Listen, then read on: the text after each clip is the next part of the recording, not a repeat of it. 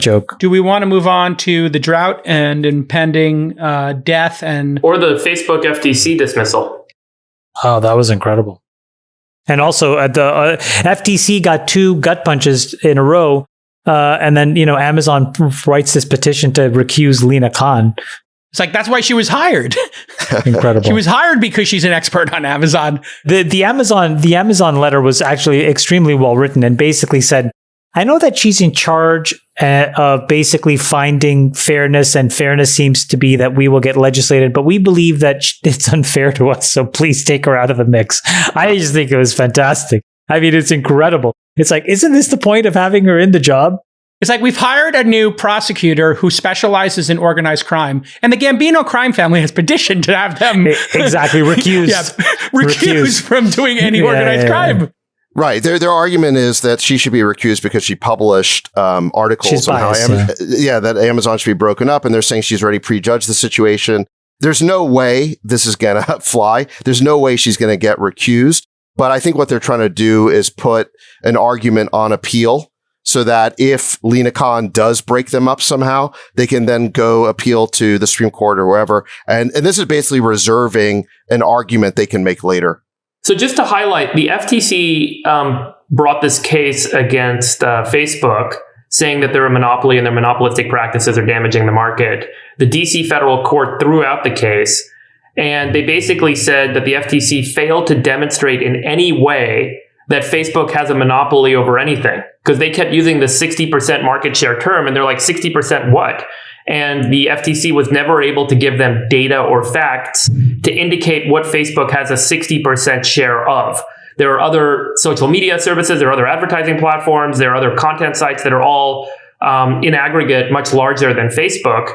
And so the case was dismissed because there was no demonstration at all. Yeah, which is why Lina Khan is of the traditional definition of a monopoly. And then Elizabeth Warren comes out 2 days ago and says, we need to rewrite the laws, the antitrust laws entirely, redefine what it means to be a monopoly, redefine what this impacts. And so I think the big question is, how much of a priority is it going to be for this administration and for this Congress before they're out of session and we end up with a split Congress again, to step up and rewrite antitrust laws at this point? Is this really a high priority question, or is it going to get overruled? That's why Lina Khan is being brought in, is to take another approach, like we talked about on the last episode, which is, the harm is competition and not the monopolistic power, but downstream competition, as Chamath eloquently explained on the last pod. The irony of the Elizabeth Warren statements was that she released them on Twitter, not her Facebook. Somebody dunked on her like, she's talking about the monopolistic powers of Facebook on Twitter.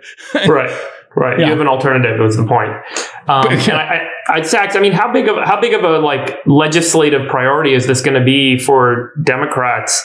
Because this could be, if they rewrite the laws, it could be impactful to Amazon, Apple, Facebook, Google, everyone. Huge. It's a huge priority. There's 6 bills that just got passed in the House and it's going to the Senate. And I do think moving fast. This is one of the areas where you could actually get some bipartisan agreement in the Senate. You remember, it's a 50-50 Senate. All it would take would be a few Democrats to defect and they wouldn't be able to pass anything. But you got 21 Republicans who supported Lina Khan. So, that says to me that legislation is likely. I think it's going to go through.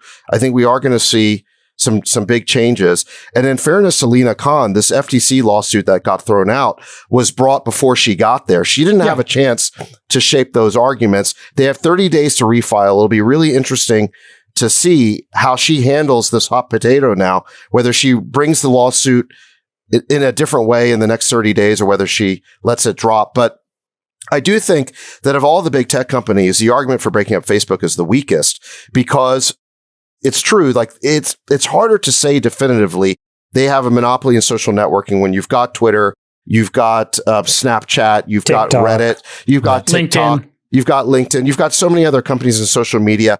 But that does not mean that the argument against Amazon, Google, and Apple isn't strong. Those companies are clearly monopolies or duopolies in their spaces. Nobody can effectively compete with them. Their network effects or monopoly scale effects are I think that Facebook's monopolistic impact probably tends towards some form of information distribution, but it's a very technical argument that has to be framed accurately on the one side, or It's how they've aggregated long-tail advertisers on the other. But to your point, David, on the idea of social networking, I don't think they're a monopoly in the least. Well, also, they're relitigating the approved acquisitions of Instagram and WhatsApp. I kind of feel like if you bought these things and you approved it, what is it, 9 years ago and 7 years ago? For that reason. Yeah, they said if you guys had an issue that, you know, the state's attorney general that filed the suit against the Instagram acquisition and WhatsApp, they're like, if you had an issue with it, you should have filed the suit years ago. You waited too long. And clearly there's, other motivations. Like, just because Google was successful buying YouTube doesn't mean you can go back in and unwind YouTube, because they did a great job building YouTube. 99.999% of YouTube's success is because of Google, not because of YouTube. They took a small team and they rebuilt that whole thing and they scaled the heck out of it. Let me ask you a question to Sacks. If these companies paid more taxes and got out of the censorship business, do you think they could, maybe take a little wind out of the sails of these? Yeah, of course. Look, the only reason those 21 Republicans have now gotten on board with regulating the power of these big tech companies is they see those big tech companies using their gatekeeper power to restrict free speech, and it's all one-sided and it's partisan against, their side of the aisle, because these companies are populated, generally speaking, by people on the other side of the aisle. And so, big tech, if they had just reined in their own impulses to want to censor the other side, they would not be in the hot water they're in right now. Can they unravel that now? Because it seems like Facebook is starting to backtrack on the Trump ban. Well, they haven't. Twitter isn't. And I think they got a big problem now. No, look, I think they should have been doing this over the last couple of years. The cat's out of the bag. What they thought could never happen all of a sudden became arbitrary. And the thing that they did was they started to legislate. A private company started to legislate power.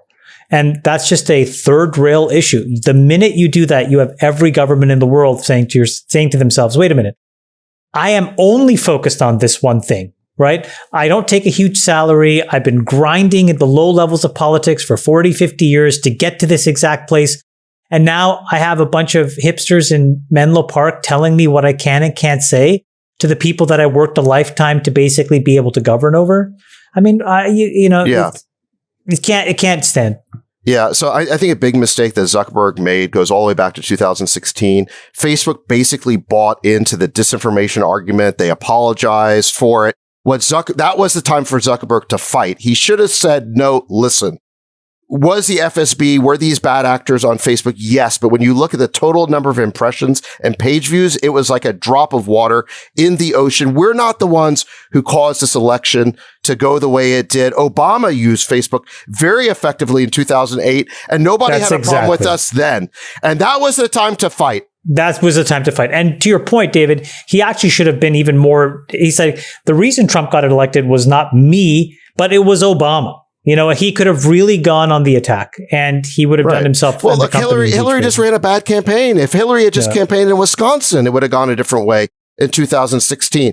So what Zuck should have... she had an idiot team. She had a terrible team, and they were bad at everything, including Facebook. Including everything. So, they were just bad at social media. So Zuck should have said, listen, don't blame us for the fact the campaign was bad at social media. They put victory into the jaws of defeat.